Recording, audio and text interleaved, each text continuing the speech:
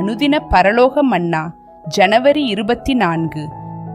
கிருபையும் சத்தியமும் உன்னை விட்டு விலகாதிருப்பதாக, நீ அவைகளை உன் கழுத்திலே பூண்டு அவைகளை உன் இருதயமாகிய பலகையில் எழுதிக்கொள்.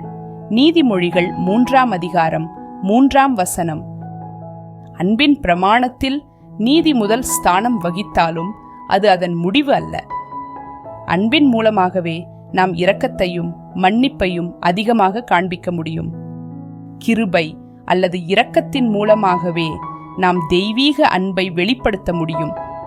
நாம் அனுதின வாழ்க்கையிலே பூரணமற்றவர்களாக இருப்பவர்களிடத்தில் அவர்கள் நன்றி இல்லாதவர்களாக காணப்பட்டாலும் நீதியோடு கூடிய இரக்கமுள்ளவர்களாகவும் அன்புள்ளவர்களாகவும் தயாள குணமுள்ளவர்களாகவும் ஜீவிக்க நாம் பிரயாசப்பட வேண்டும்.